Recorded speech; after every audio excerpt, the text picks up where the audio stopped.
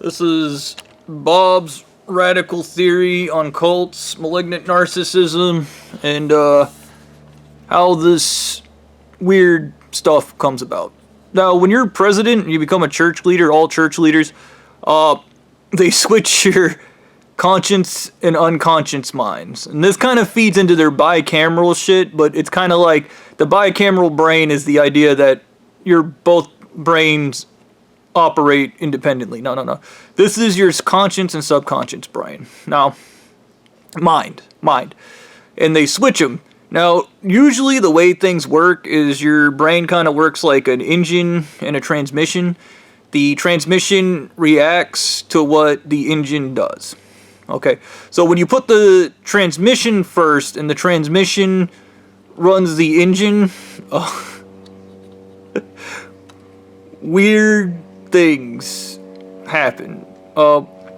The first thing you need to understand about the subconscious mind, I've been researching it, is it's strictly emotional. And I would argue it is emotionally stunted. Chronic self-absorbed, self-preoccupied behavior, think of themselves first, limited lack of empathy, lack of guilt and remorse, disregard for your well-being, safety, and those you love. They do what feels best. They do not learn from past mistakes and continue to repeat behaviors that have negative consequences, lack of self-reflection, inability to take your perspective, stand in your shoes. History of conflicts and drama in relationships. History of denying reality due to effective realism. Reality is what it feels like versus what it is. History of distorting reality, making up new narratives about situations to deal with it. History of impulsive behavior, more feeling than thinking, so they do what feels best. Enmeshment in relationships instead of emotional intimacy may focus on physical things versus emotional. They do not do emotional work. They do not know how to repair relationships effectively. Bobby theory. Emotionally stunted, the emotional develop process in a person's life cycle is the development of the subconscious mind.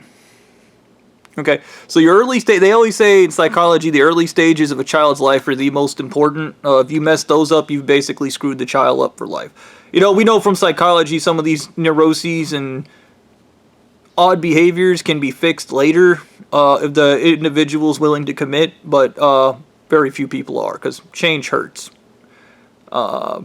Literally, change hurts. It's painful. So, where's my radical theory? How does this feed into cult psychology? The subconscious mind is not supposed to be in the front. It is not supposed to be leading. It is supposed to be in the back. And it's supposed to be controlled by the conscious mind. But remember, control goes both ways.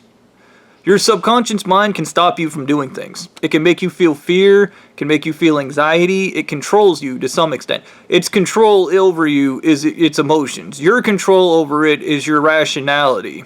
That is why the subconscious mind is reactionary. And it needs the conscious mind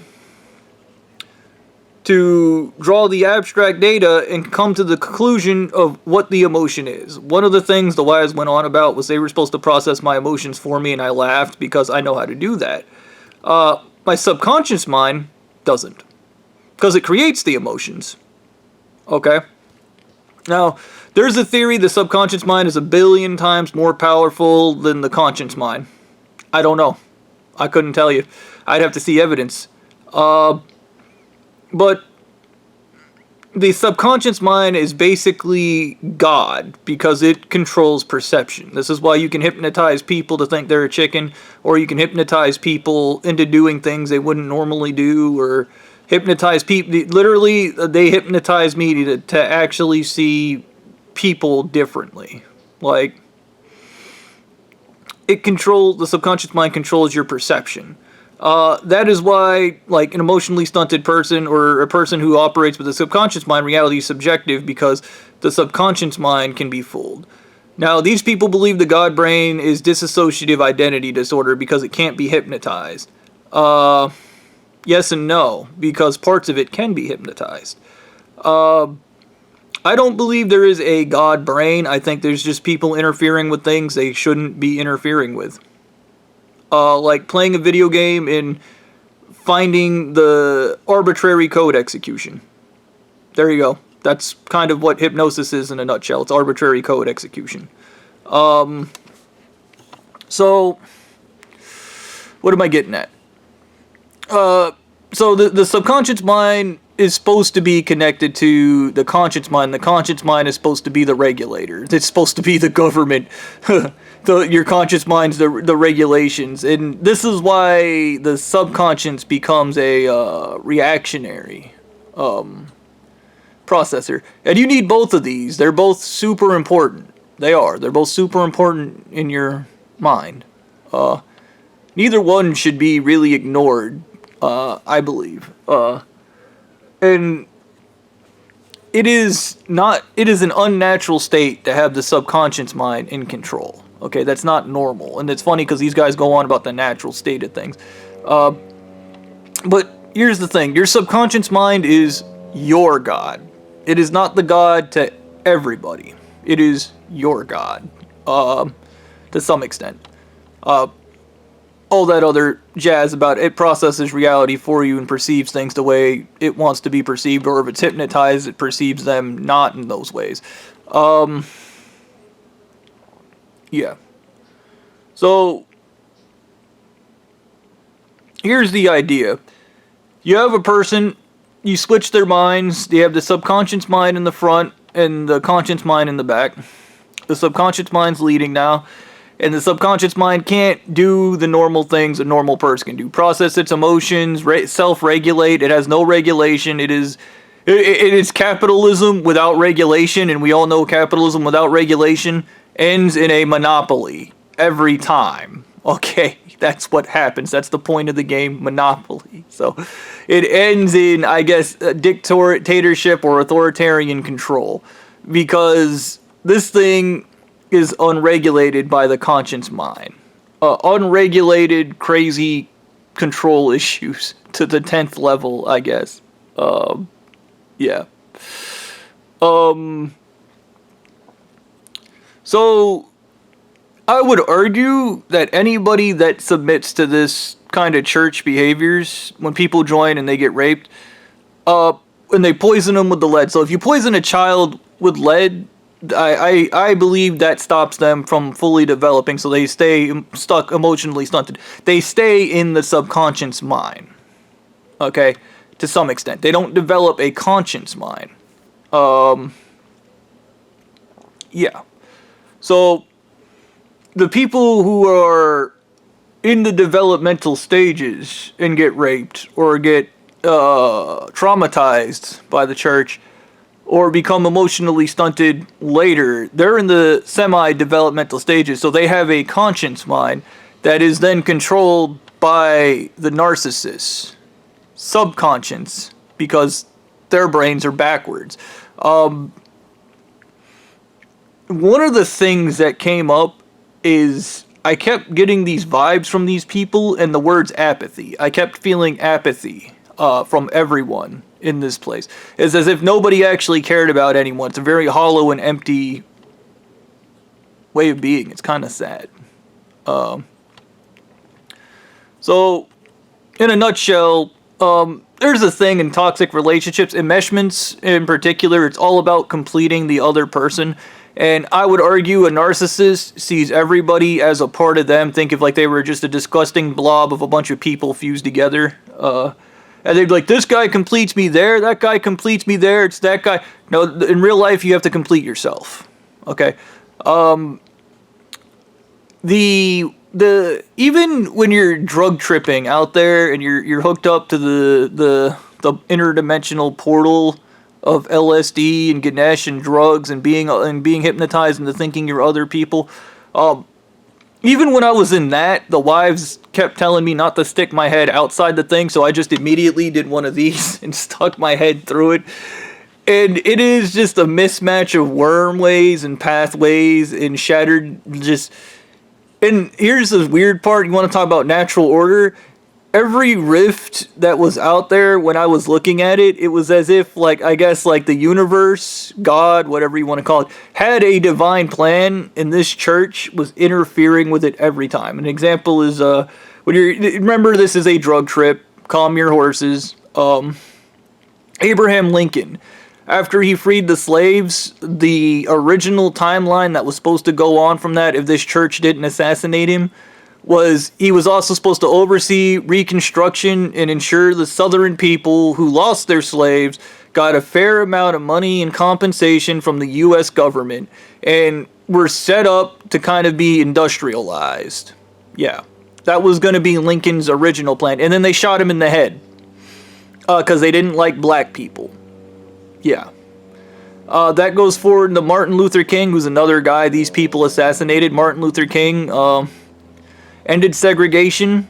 And had Martin Luther King been left alive, he would have eventually become president. They shot him in the head. Had he achieved his ultimate form, his, I guess, divinity, his greatness, he would have saved the world, like, in the long run. Like, the chaos theory. You do something and it creates ripples later. Even after his death, he would have had a big play in climate change and everything else. But they killed him before he could become his highest self. And that's why you shouldn't go around murdering people, because everybody's part of the universe's plan. Okay, you call it God's plan, whatever you want to fucking call it. But these people interfere every time. They murder the wrong people. And we got into this when I was out there, because the wives were going about, you get rid of your morals, you get rid of your values, and you just do what I tell you. Like, stupid. Fucking stupid. I remember getting frustrated, because if your morals and values are programming, just hear me out, if you're one of these people at this church. If your morals and values are programming, where do you think that initial programming comes from? You would call it God. I would call it the universe. I would call it something beyond us. Because even as an atheist, a guy that does not believe in God, you have to have spirituality because it keeps your ego in check, which is something nobody at this church has. They have unregulated ego. And the ego is rigid and cracks like glass. It shatters like glass. It's a horrible way to live. Okay? So I guess every time a me came along, a powerful person who was supposed to alter the timeline and fix things, this church kneecaps them, destroys them, wrecks their brain, or straight up murders them in their adolescence. And then tries to steal that greatness from that person and give it to a loser. And they are losers. The church leaders are losers. You can't steal somebody's divine right. If that's what you want to call it. I don't believe in the divine. You can't steal somebody else's life story. And you tell that to these people and they go, yes, I can do it. No, you can't, because you're not that person. The only thing I can think about is Attack on Titan. When Aryan Coconut ends up talking Eren down, and there was this entire thing. They had to choose between Aryan Coconut and the one general that had the missing arm. And the one general is a better tactician, a better experience. He has more experience, and he's better than Aryan Coconut in every way. So the logical choice would have been the general, but they choose Aryan Coconut. In Chaos Theory, later on, Aryan Coconut is the only guy that can talk Eren Yeager down from destroying the Earth. And that is why Aryan Coconut got chosen in Attack on Titan. And when I first watched it, I was like, that is so stupid. You should have fucking let the commander fucking live, because he's so much more important. No. My decision would have been bad, because Aryan Coconut's the only one that has a connection to Eren Yeager, who becomes God later. That's why, I guess, in that timeline, if you switch that part up, the entire timeline in Attack on Titan would go in the wrong direction. This stupidity, I don't know what it was. I remember getting frustrated. I remember getting pissed off and not being able to explain. Remember, I have my subconscious mind in my frontal, so I'm strictly reactionary. And just like a baby, I can't express myself in a meaningful way.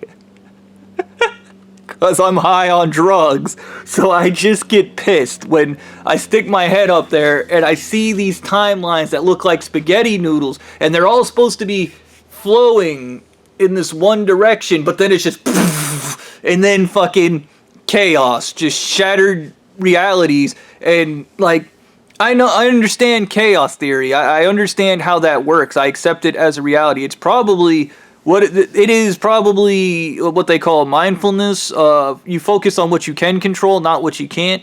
And when you do that, you create ripples. An example is dealing with Stu and everybody else in Ackworth. I couldn't stop them from trying to kill me, so I accidentally just paid it no mind because I'm an idiot. And I'm guilty of this thing. I used to tell people, if you ever have a close experience with death, don't freak out about it because it didn't happen. Don't get upset about things that didn't happen. And arguably, I am terrified, but I didn't die, did I? I mean, it's like your idiot friend that can't drive for shit. My sister's always screaming at me about my driving skills. Here's the truth about my sister. She's been in more wrecks than I have.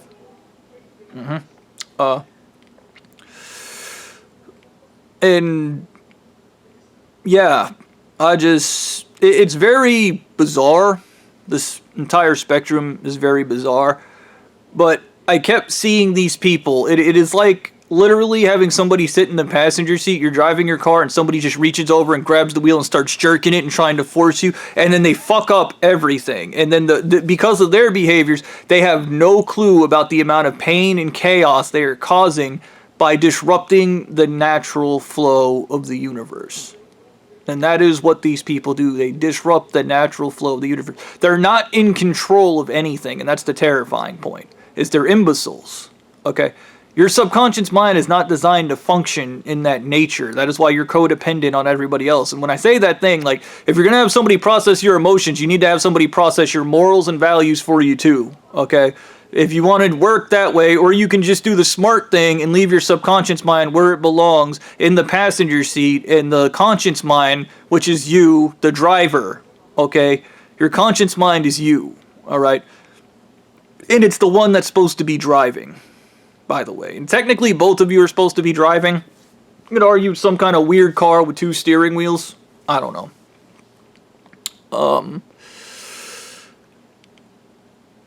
I think my radical theory probably holds a lot of water, I guess, because when you go into the enmeshment, and how an enmeshment's just a person trying to be completed by another person, and once again, envy brain.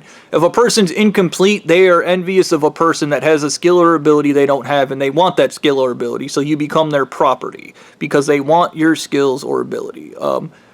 When I was out there in the desert, they had all these books and papers and, I guess, pseudoscience theories that all work backwards. It was as if somebody that didn't know science was trying science.